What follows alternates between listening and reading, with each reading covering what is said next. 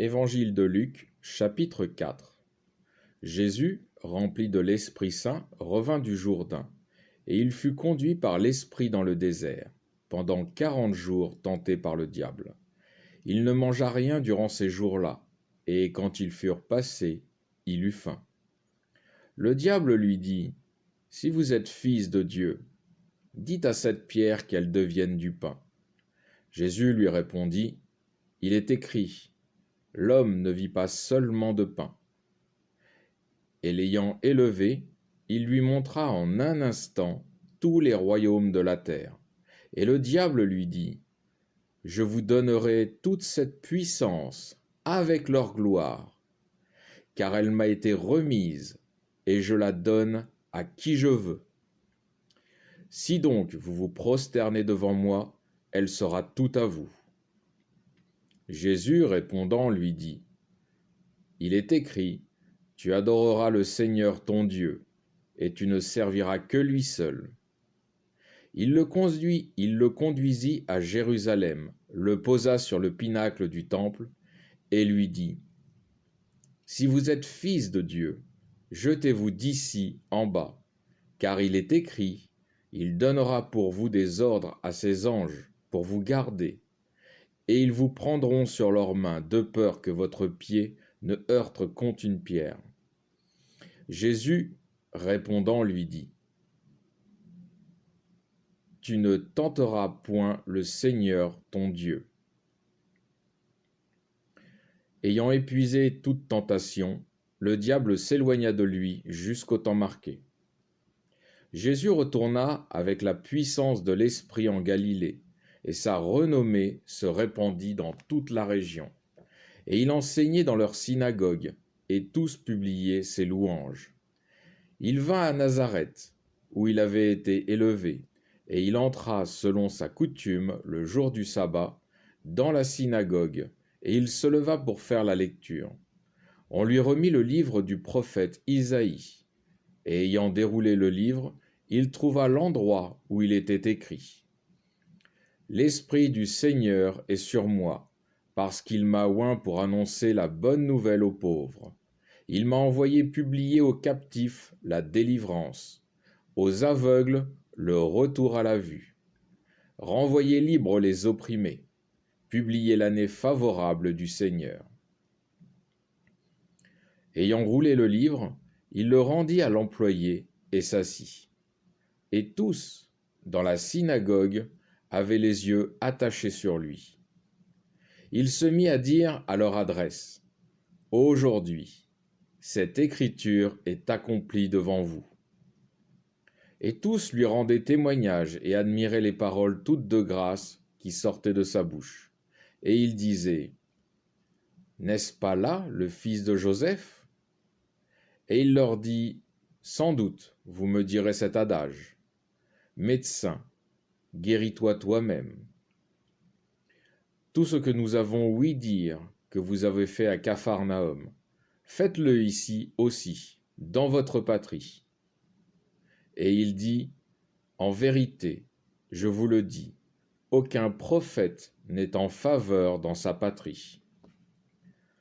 Je vous le dis, en vérité, il y avait beaucoup de veuves en Israël au jour d'Élie, lorsque le ciel fut fermé pendant 3 ans et 6 mois, quand il y eut une grande famine sur toute la terre, et Élie ne fut envoyé vers aucune d'elles, mais à Sarepta de Sidon, vers une femme veuve. Et il y avait beaucoup de lépreux en Israël au temps du prophète Élisée, et aucun d'eux ne fut guéri, mais Naaman le Syrien.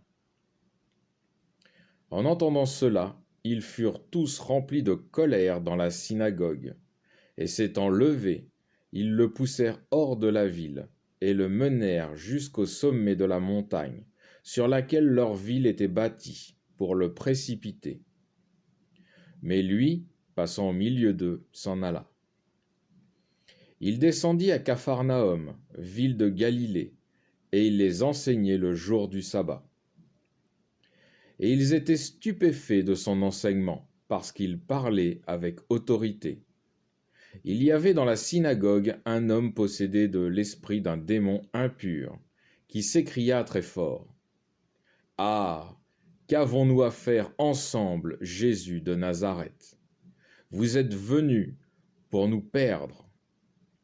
Je sais qui vous êtes, le Saint de Dieu. Et Jésus lui commanda avec force: Tais-toi et sors de lui.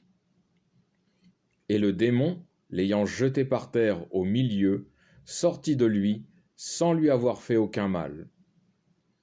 Et la stupeur fut sur tous, et ils s'entretenaient entre eux, disant: Quelle parole que celle-là!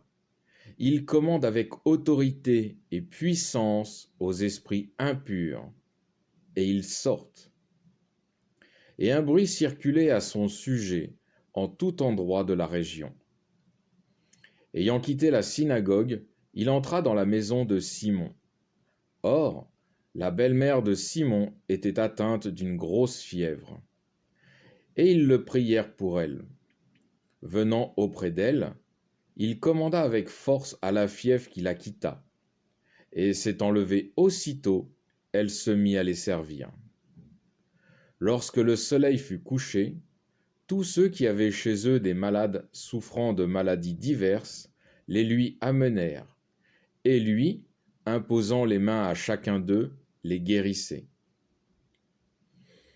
Des démons aussi sortaient de beaucoup, criant et disant: Tu es le Fils de Dieu.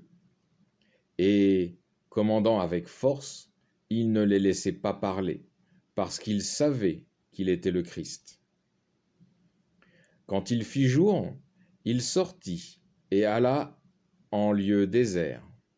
Les foules se mirent à sa recherche et vinrent jusqu'à lui, et elles voulaient le retenir pour qu'il ne les quittât point. Mais il leur dit: Il faut que j'annonce aussi aux autres villes la bonne nouvelle du royaume de Dieu, car j'ai été envoyé pour cela. Et il prêchait dans les synagogues de la Judée. Je fais une conclusion. Au verset 2 à 13, il est intéressant de voir la différence entre Jésus et le premier couple humain. Comment, dans les deux cas, le diable essaie de subtiliser la place de Dieu dans le cœur des humains. Avec Adam et Ève, le diable est parvenu à entrer dans leur cœur, mais pas en ce qui concerne Jésus. Le livre de la Genèse, chapitre 3, versets 1 à 6, montre que le diable a réussi à briser la confiance et la foi en Dieu du premier couple humain. En revanche, avec Jésus, le diable s'est heurté à un mur de foi et de confiance en Dieu infranchissable.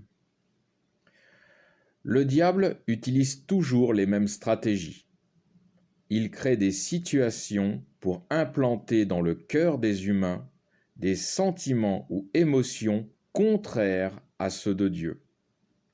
Quant aux humains qui croient en Dieu, il lui faut d'abord briser cette protection divine autour de notre cœur, qui est la foi et la confiance en Dieu.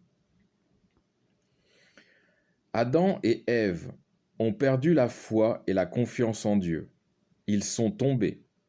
Jésus a gardé sa foi et sa confiance en Dieu. Il est resté debout. Il ne faut jamais oublier que le diable hait les humains, du verbe haïr. Même ceux qui lui offrent des actes d'adoration.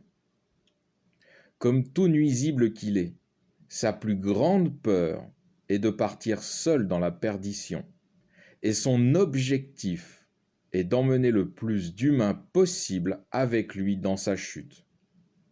Celui qui rétribue, c'est Dieu.